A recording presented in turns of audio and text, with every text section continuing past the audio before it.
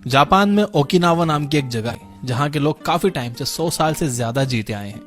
हमारे यहाँ बहुत कम लोग हैं जो 100 की एज को क्रॉस कर पाते हैं, लेकिन इस जगह पर बहुत कम लोग हैं जो नेचुरल कॉजेज की वजह से 100 साल से पहले मर जाते हैं। इनफैक्ट आपको यहाँ पर 80 साल की उम्र के लोग खेतों में मेहनत करते हुए मिल जाएंगे। इकिगाई नाम के बुक में कुछ राइटर्स ने इस कल्चर को एक्सप्लोर किया और ये देखा कि आखिर ये लोग ऐसा क्या कर रहे हैं जो कि ये लंबे टाइम तक जी पाते हैं। इन्हें ज्यादा बीमारी नहीं होती और ये ओल्ड एज में भी काफी फिट और एक्टिव रहते हैं। वैसे तो इस बुक में हेल्थ के काफी सारे एस्पेक्ट्स को एक्सप्लोर किया गया है, जैसे yoga, physical activity and work life culture. लेकिन इस वीडियो में हम स्पेसिफिकली देखेंगे इस कल्चर में लोगों के खाने से रिलेटेड हैबिट्स क्या हैं। हम देखेंगे कि यहाँ के लोग किस तरह से अपने खाने को खाते हैं जिससे ना सिर्फ ये लंबा जीते हैं बल्कि इन्हें बीमारियां भी कम होती हैं और ये बूढ़ी उम्र में भी खेतों में काम कर पाते हैं। सबसे पहले आपको ये समझना होगा कि खाना आपकी बॉडी में पचता कैसे एंड आपकी बॉडी में खाना सच में पच रहा है या सड़ रहा है। खाने का डाइजेशन हमारे मुंह में ही स्टार्ट हो जाता है। हमारे मुंह में प्रोड्यूस होने वाला सलाइवा खाने में प्रेजेंट स्टार्च को ब्रेक करता है। तो अगर आप स्टार्च बेस्ड डाइट जैसे फ्रूट्स या आलू खा रहे हो तो उसका एक मेजर पोर्शन आपके मुंह में ही डाइजेस्ट हो जाता है। जब आप अच्छे से खाने को चबाकर निगलते हो तो खाना आपके इसोफेगस से होकर आपके पेट में जाता है। एक बार खाना आपके पेट में पहुंच गया तो आपका पेट 3 एंजाइम्स रिलीज करता है, हाइड्रोक्लोरिक एसिड, म्यूकस और पेप्सिन। पेप्सिन आपके खाने में प्रेजेंट प्रोटीन को डाइजेस्ट करने में हेल्प करता है, लेकिन पेप्सिन को काम करने के लिए एक एसिडिक मीडियम की जरूरत होती है और यह acidic medium hydrochloric acid provide करता है।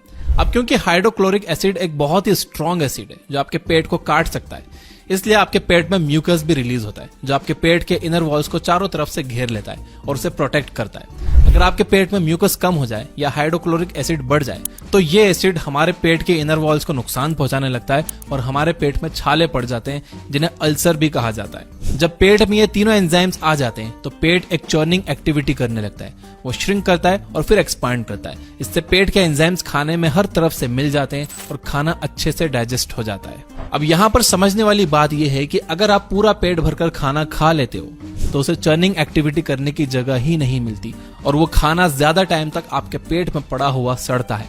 इसलिए कहते हैं कि कभी भी पूरा पेट भरकर नहीं खाना चाहिए। पेट हमेशा थोड़ा खाली रखना चाहिए ताकि वो खाना मूव कर सके।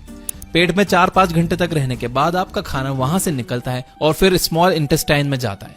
यहाँ उसकी मुलाकात बाइल जूस से होती है जो कि आपके लीवर में प्रोड्यूस होता है। बाइल जूस आपके खाने में प्रेजेंट फैट को डाइजेस्ट करता है। इसके अलावा यहाँ पर आपके खाने में कुछ पैनक्रियाटिक और इंटेस्टाइनल जूसेस भी मिक्स होते हैं जो प्रोटीन को और डाइजेस्ट करने का काम करते हैं। इंटेस्टाइन्स में पेरिस्टोलिसिस मूवमेंट होता है जिसके हेल्प से खाना आगे की तरफ मूव करता है। इसीलिए फिजिकल एक्टिविटी बहुत जरूरी है। जब आप फिजिकल एक्टिविटीज करते हो तो इंटेस्टाइन्स के लिए पेरिस्टोलिसिस मूवमेंट और आसान हो जाता है। रास्ते में आपके स्मॉल इंटेस्टाइन्स की वॉल आपके खाने से न्यूट्रिएंट्स को अब्सॉर्ब करके उसे आपके ब्लड सेल्स तक पहुंचा देती है। जो खाना सही से डाइजेस्ट नहीं हो पाता वो बाकी के वेस्ट मटेरियल के साथ आपके लार्ज इंटेस्टाइन में चला जाता है और वहां से बाहर निकल जाता है। अब जब आप डाइजेशन के प्रोसेस को अच्छे से समझ गए हो तो आइए देखते हैं कि आप किस तरह से अपने ईटिंग हैबिट्स को इम्प्रूव कर सकते हो। और ये वीडियो का सबसे इंपॉर्टेंट पार्ट है, ध्यान से सुनना। Number 1, chew your food well. जैसा कि हमने देखा कि आपके खाने का डाइजेशन मुंह से ही स्टार्ट हो जाता है। अगर आप खाने को अच्छे से चबाओगे नहीं तो आपके खाने में प्रेजेंट स्टार्च का डाइजेशन अच्छे से नहीं हो पाएगा। इसके अलावा हमने देखा कि आपका पेट एक चर्निंग एक्टिविटी करता है जिससे पेट के सारे एंजाइम्स फूड में अच्छे से मिक्स हो जाते हैं। इमेजिन करो कि आपने अपने खाने को अच्छे से नहीं चबाया और आपके पेट में कुछ सॉलिड फूड पार्टिकल्स चले गए। ऐसे में वो एंजाइम्स आपके खाने में अच्छे से मिक्स नहीं हो पाएंगे और वो सॉलिड फूड अच्छे से डाइजेस्ट नहीं होगा। इसके साथ ही वो आपके स्मॉल इंटेस्टाइन में भी अच्छे से अब्सॉर्ब नहीं होगा, यानी आपको उस खाने में मौजूद जो न्यूट्रिएंट्स मिलना चाहिए थे वो मिलेंगे ही नहीं। तो आपका उसे खाने या ना खाने का कोई फायदा ही नहीं हुआ। इसलिए अपने खाने को हमेशा अच्छे से चबाकर खाइए। ओकिनावा आइलैंड के लोग 1 घंटे तक बैठकर खाना खाते हैं।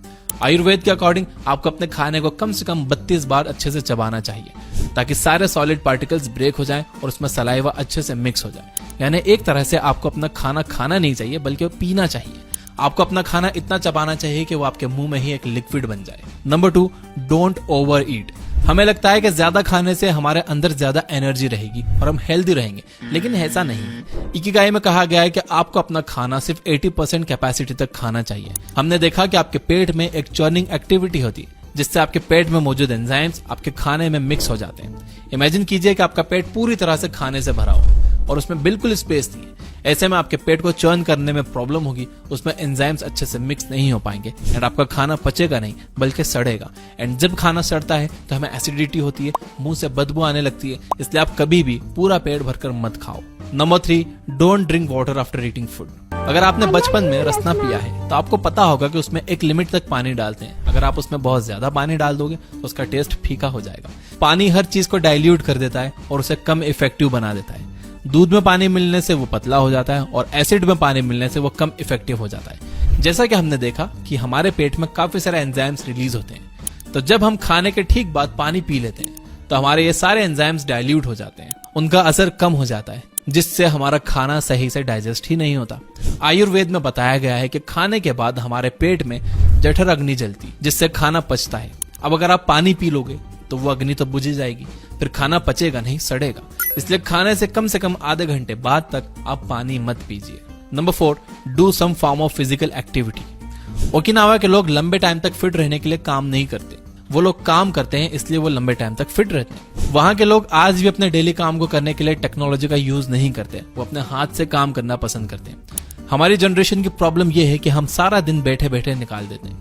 इस वजह से हमारा ब्लड सर्कुलेशन खराब हो जाता है, हमारे इंटेस्टाइन्स में पेरिस्टोलिसिस मूवमेंट भी नहीं हो पाता। इससे हमारे खाने को आगे मूव करने में प्रॉब्लम होती है, जिससे वो खाना टाइम पर प्रोसेस ही नहीं हो पाता। इसलिए जरूरी है कि आप दिन भर में थोड़ा फिजिकल एक्टिव रहने की कोशिश करो। लिफ्ट की जगह स्टेयर्स यूज करो, मार्केट पैदल या साइकिल से चले जाओ, या फिर अपनी गाड़ी थोड़ी दूर पार्क कर दो ताकि आप मार्केट पैदल चलकर जा सको। अगर आप अपने फोन में कुछ टाइम पास कर रहे हो तो टहलते टहलते हुए कर लो यार, बेड पर लेट कर नहीं।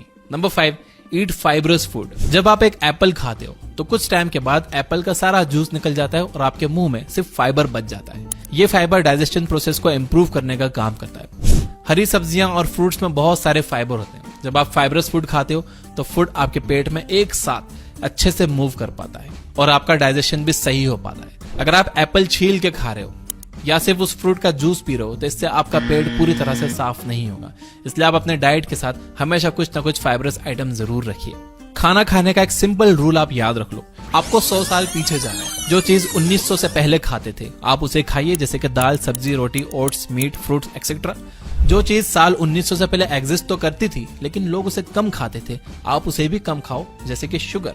और जो चीज साल 1900 से पहले एग्जिस्ट ही नहीं करती थी आप उसे जितना ज्यादा हो सके उतना ज्यादा अवॉइड करो। इस कैटेगरी में आपके सारे प्रोसेस्ड फूड आइटम और जंक फूड आ जाते हैं। अगर आप इस सिंपल से रूल को फॉलो करोगे तो आपको पेट से रिलेटेड कोई प्रॉब्लम नहीं होगी और लंबा जियोगे और हेल्दी और फिट रहोगे।